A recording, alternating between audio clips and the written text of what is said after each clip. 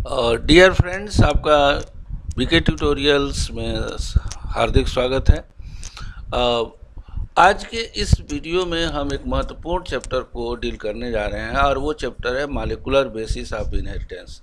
Molecular basis of inheritance class 12th का सबसे important chapter है। आप जानते हैं सबसे लंबा भी चैप्टर है और तो इसको कई पार्ट में हमने जो है डिवाइड किया हुआ है ताकि अच्छी तरीके से इसको हम समझा सकें।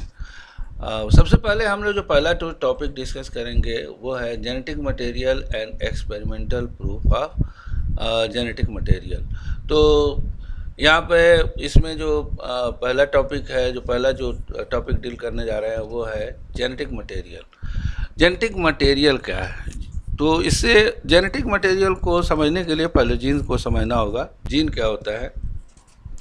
जीन इनहेरिडिटरी यूनिट माना जाता है और जीन को ऐसा माना जाता है कि it has capability to carrying character from one generation to other generation. तो जो मालिक्यूल जीन जिससे मिलकर बना होगा उसको हम जेनेटिक मटेरियल कहेंगे।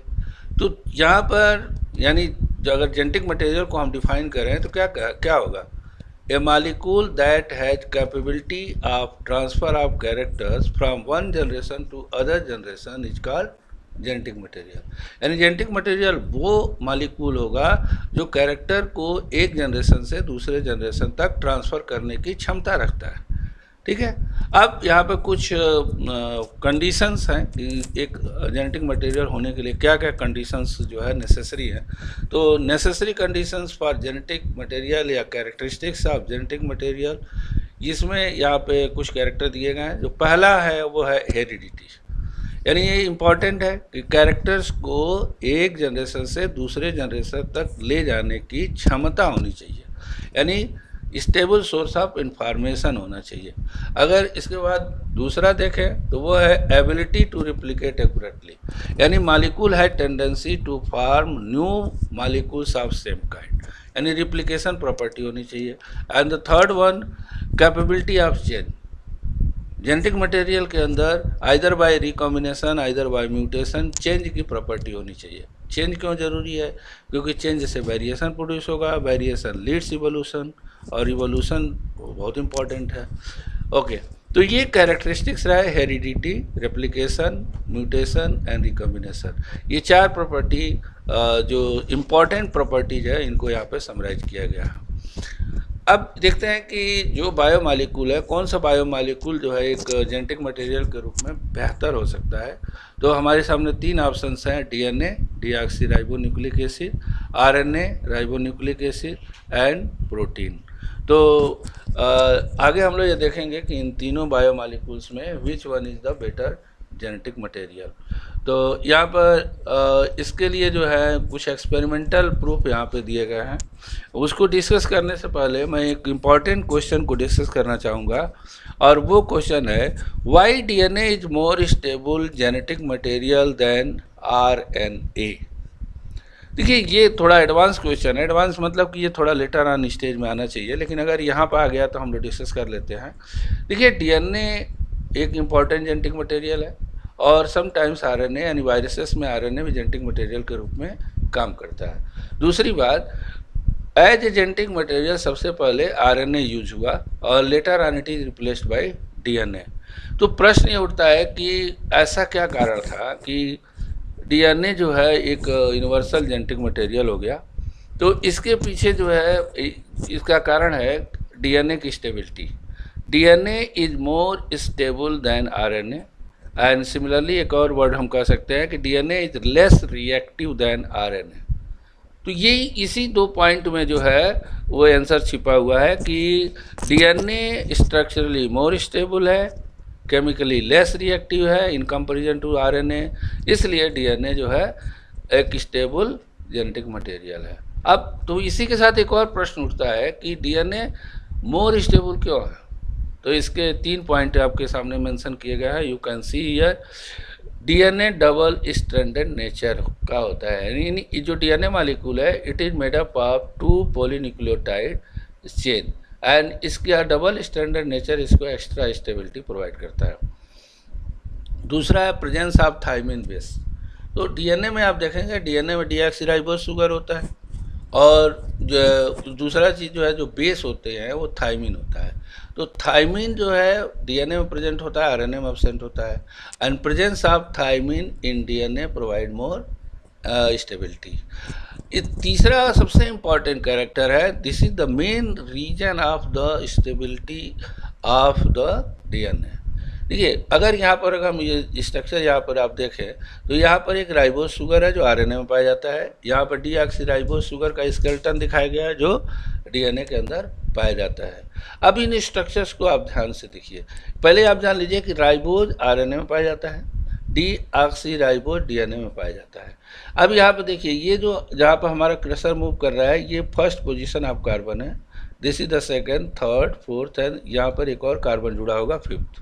हमें मेन चीज़ क्या है, यहाँ सेकंड पोजीशन पर कार्बन पर आप ध्यान से देखिए, यहाँ पे सेकंड पोजीशन पे बाइंडिंग OH यहाँ जुड़ा हुआ है राइबोज शुगर में, और यहाँ डीऑक्सीराइबोज शुगर में ये H जुड़ा हुआ है। इसी में ये सारी फैक्ट्स छुपे हुए हैं। राइबोज शुगर में OH का प्रेजेंस होना इसको अनस्टेबल बना देता है, क्योंकि ये OH किसी कंपाउंड के साथ फिर जो है किसी मालिक्यूल के साथ जुड़ करके इसके नेचर को चेंज कर सकता है। लेकिन यही OH ग्रुप डीऑक्सीराइबोज शुगर में सेकंड पोजीशन पर एब्सेंट है, and that makes them more stable. यानी OH ग्रुप का प्रेजेंट नहीं होना डीएनए राइबोज शुगर में एब्सेंट, उसकी जो एब्सेंस होती है, that makes them more stable. और आरएनए में यही OH ग्रुप जो प्रेजेंट होता है वो इसको रिएक्टिव मोर रिएक्टिव बना देता है, और इसलिए जो है, तो this is the reason why DNA is more stable genetic material than RNA. Okay, मुझे आशा है कि आपको समझ में आ गई होगी। उसके बाद से अब हम आते हैं अपने मेन पर्पज के ऊपर। मेन पर्पज है कि अभी हमने देखा कि यहाँ पर डीएनए, आरएनए और प्रोटीन हमारे सामने जेनेटिक मटेरियल के ऑप्शंस हैं। इसमें से कौन सा जेनेटिक मटेरियल हो सकता है, इसको एक्सपेरिमेंटली प्रूव किया गया है। तो यहाँ पे 2 एक्सपेरिमेंटल प्रूफ दिए गए हैं। एक है ग्रिफिथ ट्रांसफॉर्मेशन एक्सपेरिमेंट, दूसरा है हर्शी चेज बैक्टीरियोफेज एक्सपेरिमेंट। ठीक है, तो सबसे पहले हम स्टार्ट करते हैं ग्रिफिथ ट्रांसफॉर्मेशन एक्सपेरिमेंट को। देखिए, किसी भी एक्सपेरिमेंट को, देखिए इस चैप्टर में कई एक्सपेरिमेंटल प्रूफ हमें देने पड़ेंगे, पढ़ने पड़ेंगे। तो कोई भी एक्सपेरिमेंटल प्रूफ हो, उसको स्टडी करने के लिए हमने एक जो इजी वे वो किया है, उसको 4 पॉइंट में हम लोग स्टडी करेंगे। Introduction, experiment, observation and conclusion. In 4 point में किसी एक्सपेरिमेंट को अगर हम लोग स्टडी करते हैं तो थोड़ा सा कन्वीनियंट रहता है इससे, क्योंकि एनसीईआरटी में देखेंगे थ्योरेटिकली लिखा हुआ है। तो उस थ्योरेटिकल जो नॉलेज है, जो विदाउट हेडिंग नॉलेज है, फैक्ट है, उसी को हमने यहाँ पे इन टॉपिक वाइज, यानी इसको पॉइंट वाइज हेडिंग में हमने कन्वर्ट करके इसको डिस्क्राइब किया हुआ है। इंट्रोडक्शन में एक चीज़ तो हमारा ये है कि क्लियर है कि हमारा एम क्या है। तो हमारा ये एम है to prove DNA as a genetic material. जो इस एक्सपेरिमेंट का जो एम है वो है to prove DNA as a genetic material. दूसरा पॉइंट है इंट्रोडक्शन। इंट्रोडक्शन में क्या है कि किसने इस एक्सपेरिमेंट को कंडक्ट किया, तो यहाँ पे नाम क्लियर है, Frederick Griffith in 1928 he conducted this experiment, यानी transformation experiment was conducted by Frederick Griffith in 1928। अब देखा जाए कि उन्होंने अपने एक्सपेरिमेंट में ही चूज स्ट्रेप्टोकोकस निमोनी, ये एक बैक्टीरिया है, और इस बैक्टीरिया से एक डिजीज होती है जिसका नाम है निमोनिया, यानी Streptococcus pneumoniae causes a disease pneumoniae.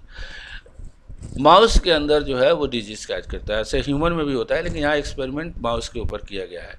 तो यहाँ पर 3 पॉइंट मेन चीज आए, क्या, Frederick Griffith conducted this experiment using streptococcus pneumoniae on mouse के ऊपर उन्होंने एक्सपेरिमेंट किया, and this experiment is called a transformation experiment.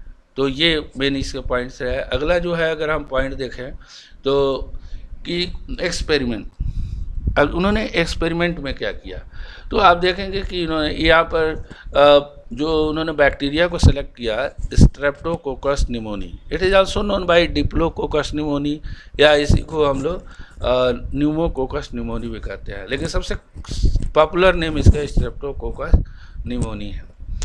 उन्होंने क्या किया, Griffith made culture of 2 strain, उन्होंने स्ट्रेप्टोकोकस निमोनी के 2 स्ट्रेन, आर स्ट्रेन और एस स्ट्रेन को लिया। पहले इसके कैरेक्टरिस्टिक जान लेते हैं। आर स्ट्रेन की क्या विशेषता है? आर स्ट्रेन की क्या जो है, ये नॉन पैथोजेनिक है, नॉन वायरुलेंट है और नॉन कैप्सुलेटेड है, यानी रफ वाल्ड है, इसलिए इसको आर स्ट्रेन कहा गया। नॉन पैथोजेनिक का मतलब होता है कि ये डिजीज नहीं काज करता है, और नॉन वायरुलेंट का मतलब ये एग्रेसिव नहीं होता है, ये तुरंत जाकर मल्टीप्लाई करना नहीं शुरू करता है। तीसरा होता है नॉन कैप्सुलेटेड या रफ वाल्ड, यानी कैप्सूल का एब्सेंट होने की वजह से इसकी वाल रफ होती है। एस स्ट्रेन में इसका अपोजिट कैरेक्टर होता है। एस स्ट्रेन पैथोजेनिक है, वायरुलेंट है और कैप्सुलेटेड है, स्मूथ वाल्ड, इसलिए इसको एस स्ट्रेन कहा गया। इन्होंने 2 स्ट्रेन के 4 जो है उन्होंने 4 इम्पॉर्टेंट जो है 4 इम्पॉर्टेंट कल्चर उन्होंने तैयार किए और उसको माइस के अंदर इंजेक्ट कराया। ये क्या है, देखिए पहले कल्चर में उन्होंने रफ वाल लिविंग बैक्टीरिया लिया, दूसरे कल्चर में उन्होंने मतलब smooth walled S strain bacteria लिया लाइव, तीसरे में उन्होंने जो लाइव एस स्ट्रेन बैक्टीरिया था उसको हीट किल किया और उसको इंट्रोड्यूस किया माउस के अंदर। And in the 4th experiment उन्होंने क्या किया कि रफ वाल्ड यानी आर स्ट्रेन बैक्टीरिया को लाइव लिया, आप ग्रीन से देख सकते हैं लाइव है, ठीक है, और ये heat killed S strain bacteria का मिक्स लिया, यहाँ प्लस करके दिखाया गया, मिक्स लिया और उसको इंट्रोड्यूस किया। पहले केस में देखिए R strain bacteria non pathogenic है, डिजीज नहीं होगा, माइस जो है वो सर्वाइव कर जाएगा। सेकेंड के कंडीशन में देखिए एस स्ट्रेन बैक्टीरिया क्या है, ये पैथोजेनिक है, तो जैसे ही इंजेक्ट किया जाएगा माइस में निमोनिया डिजीज प्रोड्यूस होगी एंड उसकी बॉडी से एस वाल्ड यानी स्मूथ वाल्ड बैक्टीरिया का कल्चर प्राप्त होगा। ये दोनों एक्सपेरिमेंट नॉर्मल है। तीसरे में क्या है, जब उन्होंने एस स्ट्रेन बैक्टीरिया को हीट किल किया तो डेड हो गया और उसको जब माइस के अंदर इंजेक्ट किया तो माइस सर्वाइव रहा। यहाँ से ये क्लियर है कि हीट किल्ड करने पे एस स्ट्रेन बैक्टीरिया की जो पैथोजेनिसिटी है वो ख़त्म हो जाती है, यानी S strain bacteria loses its pathogenicity by unheating. तो ये 3 आप एक्सपेरिमेंट में देखेंगे कि नॉर्मल रिजल्ट जैसा एक्सपेक्टेड है, थ्योरेटिकल वैसा ही सही निकला, लेकिन 4th वाज सरप्राइजिंग। जब उन्होंने आर स्ट्रेन बैक्टीरिया लिया और हीट की एस स्ट्रेन बैक्टीरिया के मिक्सचर को इंजेक्ट कराया तो रिजल्ट यहाँ क्या होना चाहिए, रिजल्ट तो होना चाहिए कि लाइव होना चाहिए। क्यों लाइव होना चाहिए? क्योंकि ये आर स्ट्रेन बैक्टीरिया भी डिजीज नहीं काज कर रहा है, एस स्ट्रेन बैक्टीरिया भी डिजीज नहीं काज कर रहा है, लेकिन जो है अगर रिजल्ट देखा जाए तो माउस के अंदर माउस डाइड हो गया और माउस के अंदर जो बैक्टीरियल कल्चर जो मिला वो एस वाल्ड बैक्टीरिया का मिला। आश्चर्य कि एस वाल्ड कहाँ से आ गया, एस वाल्ड तो हीट किल थे, डाइड थे, लाइव तो आर स्ट्रेन था। तो इस चीज़ को ग्रिफिथ एक्सप्लेन नहीं कर पाए। उन्होंने ये गेस किया कि ये जो एक्सपेरिमेंट जो लाइवनेस है, जो मतलब जो कैरेक्टर ट्रांसफ़र हो रहा है उसके लिए प्रोटीन जिम्मेदार है। बट लेटर ऑन 3 साइंटिस्ट जो है Oswald Avery, Colin MacLeod and Maclyn McCarty, ये 3 साइंटिस्टों ने 1944 में बायोकेमिकल प्रूफ दिया इस ट्रांसफॉर्मेशन एक्सपेरिमेंट का। And by the experiment and result of these 3 scientists it is proved that DNA is a genetic material। ठीक है, तो ये मतलब क्या है कि जो एवरी, मैकलॉयड, मैककार्टी, ये 3 साइंटिस्टों ने ग्रिफिथ एक्सपेरिमेंट के बायोकेमिकल नेचर का प्रूफ दिया और प्रूव किया कि DNA is a genetic material. तो इन्होंने अपने एक्सपेरिमेंट में क्या किया, देखिए पहला पॉइंट यहाँ पर एक चीज़ आपको ध्यान रखना होगा कि ये भी इसी बात पर फोकस था, ये जानना चाहते थे कि जो आर स्ट्रेन बैक्टीरिया है वो एस स्ट्रेन बैक्टीरिया में कैसे चेंज हो गया, यानी आर स्ट्रेन को एस स्ट्रेन बैक्टीरिया को में चेंज करने वाला जो मॉलिक्यूल होगा वही जेनेटिक मटेरियल होगा।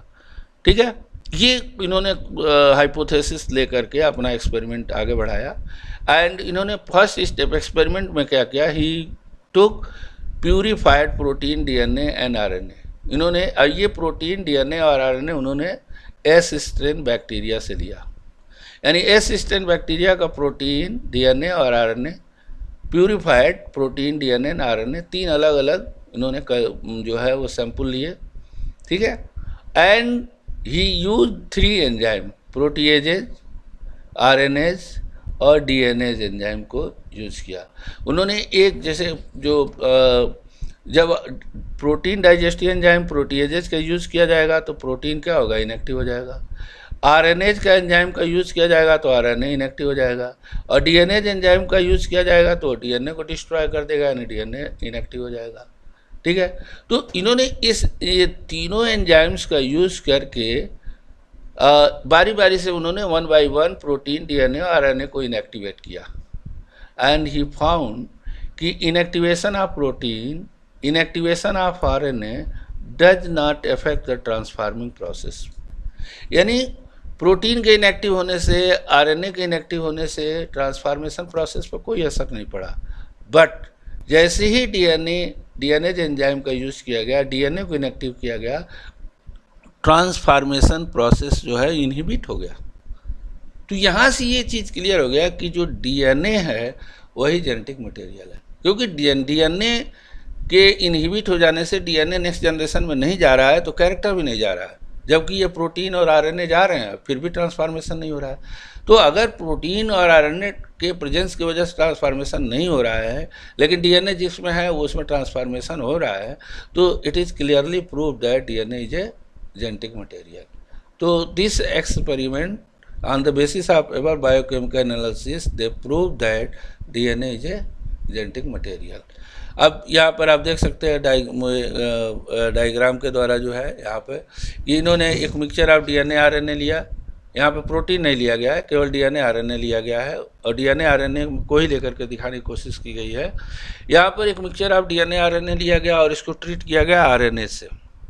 आरएनए से जब ट्रीट किया गया तो आरएनए इनएक्टिव हो गया, लेकिन डीएनए इनएक्टिव नहीं हुआ। तो जब इस डीएनए को ऐड किया गया तो यहाँ पर R strain bacteria S strain bacteria में ट्रांसफार्म हो गया। लेकिन जब डीएनए को यहाँ पर सेकंड केस में डीएनए को जब इनएक्टिवेट किया गया तो ये देखा गया कि ट्रांसफार्मेशन नहीं हुआ। इसका मतलब कि डीएनए ही ट्रांसफार्मेशन के लिए जिम्मेदार है। तो अगर तब उस एक्सपेरिमेंट का जो प्रूफ निकला, ग्रिफिथ का जो एक्सपेरिमेंट का जो प्रूफ निकला, इसको अगर हम देखें यहाँ पर क्या हुआ कि जो एस स्ट्रेन का जो डीएनए था that inter into R strain bacteria and transform the R strain bacteria into S strain bacteria. तो यहाँ पर ये क्लियर जो है एक क्लू मिल गया कि आर स्ट्रेन जो है बैक्टीरिया ये DNA of S strain bacteria के द्वारा एस स्ट्रेन बैक्टीरिया में ट्रांसफार्म कर दिया गया, इसीलिए इसका नाम पड़ा ट्रांसफार्मेशन एक्सपेरिमेंट। ओके, तो ये कंक्लूजन्स हैं जो आपको हमने डिस्कस करके बताया। Now important another important experimental proof is Hershey-chase experiment. Hershey-chase bacteriophage experiment 1953 में इन्होंने कंडक्ट किया था, और इसको किसने कंडक्ट किया था?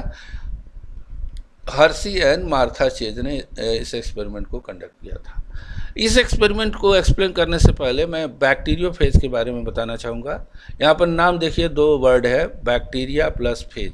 फेग है, फेज नहीं है, यस नहीं है। आपको यहाँ पर एक बात बता दें कि जो माइटोसिस मियोसिस में जो हम लोग वर्ड यूज़ करते हैं जिससे अक्सर बच्चे कन्फ्यूज हो जाते हैं, फेज, वहाँ फेज अवस्था यानी एस ही होता है, यहाँ पर फेग यानी ईटिंग से है, फेग PHAGE। इसका मतलब कि bacteria eating virus is called bacteriophage, यानी वो वायरस जो बैक्टीरिया के ऊपर अपनी लाइफ साइकिल कंप्लीट करते हैं, उनके अंदर अपना रिप्लिकेशन करते हैं, उनको हम बैक्टीरियोफेज बोलते हैं। ठीक है, अब अगर इसका स्ट्रक्चर देखा जाए तो ये एक बैक्टीरियोफेज का स्ट्रक्चर है।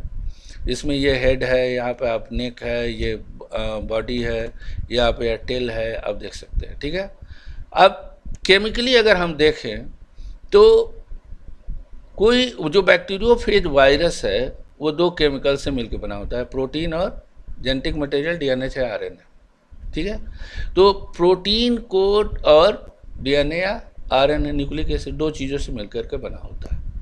ये इसलिए बता रहे हैं कि आगे Martha chase experiment, Hershey chase experiment में ये प्रोटीन कोट और डीएनए का इम्पोर्टेंट यूज होगा।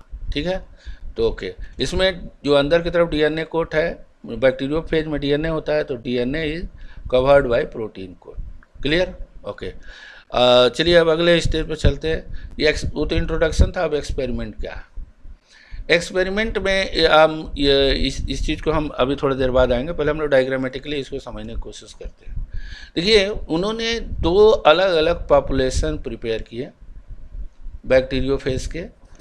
एक बैक्टीरियोफेज में, जैसे यहाँ पे आर जो कलर से, जो रेड कलर के जो दिखाए गए हैं, ये प्रोटीन का बना हुआ होता है, और अंदर जो ग्रीन कलर का डीएनए है वो डीएनए होता है। तो प्रोटीन को उन्होंने S35 रेडियो एक्टिव आइसोटोप से लेवल कर दिया।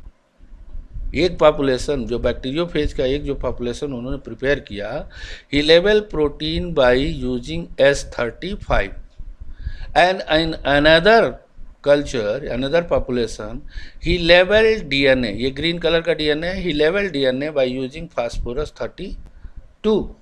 याद रखिएगा, यहाँ पर सल्फर 35, यहाँ पर फास्फोरस 32 यूज किया गया। यहाँ पर सल्फर 35 के द्वारा प्रोटीन कोड को लेवल किया गया, यहाँ पे फास्फोरस के द्वारा, फास्फोरस का यूज करके, फास्फोरस 32 का यूज करके डीएनए को लेवल किया गया। और then he conducted experiment in 3 step infection, यानी allow these bacteriophage on Escherichia coli bacteria to infect them. मतलब उन्होंने दोनों पॉपुलेशन को क्या किया, बैक्टीरियोफेज को इन्फेक्ट कराया, देन ब्लेंडिंग कराया, जो भी पॉपुलेशन थी, जो अनअफेक्टेड और जो अफेक्टेड जो भी थे, लेवल्ड और नॉन लेवल्ड को ब्लेंडिंग की, उनके पॉपुलेशन को एक साथ मिक्स किया, और फिर सेंट्रीफ्यूज कराया। तो देखिए, इससे अब क्या हुआ, जो बैक्टीरियोफेज अंदर इन होगा तो वो मल्टीप्लाई होगा, यहाँ भी मल्टीप्लाई होगा, न्यू जनरेशन्स जो है वो फार्म होंगी। ठीक है, तो जो नई जनरेशन बनी उसका उन्होंने सेंट्रीफ्यूगेशन के बाद स्टडी किया, तो उन्होंने क्या पाया, पहले पॉपुलेशन में, पहले प्रोसेस में जिसमें उन्होंने प्रोटीन को S35 से लेवल किया था, that was not found in the next generation. जो नेक्स्ट जनरेशन बैक्टीरियोफेज के मिले रिप्रोडक्शन के बाद, उनमें after centrifugation no sulphur 35 is obtained in the new bacteriophage. नए बैक्टीरियोफेज में सल्फर 35 गया ही नहीं। इसका मतलब जो प्रोटीन नहीं गया तो सल्फर 35 भी नहीं गया, क्योंकि सल्फर कंटेनिंग अमीनो एसिड जो प्रोटीन में प्रेजेंट थे वो भी नहीं गया। लेकिन दूसरी तरफ देखा गया कि after centrifugation phosphorus was present in the DNA. जो न्यूली सिंथेसाइज्ड बैक्टीरियोफेज के डीएनए था उसमें फास्फोरस 32 मिला। फास्फोरस 32 का मिलना ये प्रूव कर रहा है कि डीएनए के साथ ही तो फास्फोरस गया होगा, तो डीएनए एक जनरेशन से दूसरे जनरेशन में गया। But in the previous experiment protein is not able to go next generation. तो जो नेक्स्ट जनरेशन में जाएगा ही नहीं, वो कैरेक्टर को कैसे ले जाएगा, जाहिर सी बात है। तो इस एक्सपेरिमेंट से कम्प्लीटली ये प्रूव हो गया कि डीएनए एक जेनेटिक मटेरियल है। प्रीवियस एक्सपेरिमेंट जो मैक्लायड, मैककार्टी और एवरी ने किया था, उसमें कुछ साइंटिस्टों के मन में यह संशय था, वो सभी लोग इस चीज़ को नहीं बिलीव कर रहे थे। लेकिन हर्शी चेज के एक्सपेरिमेंट के बाद ये क्लियरली प्रूफ हो गया कि डीएनए ही जेनेटिक मटेरियल है। अब यहाँ पर इसी को स्टेटमेंट में लिखा हुआ है, Hershey chase prepare 2 population of bacteriophage T2 and in which one population having radioactive S35 in its protein coat and another having P32 in its DNA. Now allow them to infect normal E. coli bacteria and recorded the observation. Observation में क्या मिला? In the next step they separated the protein coat after completing the life cycle and analyzed them. The same process they repeated with another population having level DNA where they analyzed them DNA. तो analysis के बाद क्या मिला, यहाँ पर आप देख सकते हैं। ऑब्जर्वेशन में इनको क्या मिला, ऑब्जर्वेशन में देखा गया कि they observe that radioactive S35 was absent in protein coat of newly synthesized protein coat of newly synthesized phage virus।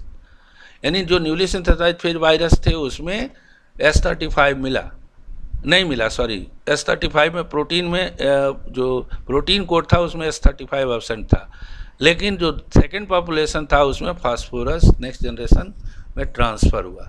इससे क्या कंक्लूजन निकाला गया कि the two result prove that DNA is inherited from one generation to other generation but protein fail to do so, so they concluded that DNA is a genetic material. तो उन्होंने क्या conclude किया, they concluded that DNA is a genetic material.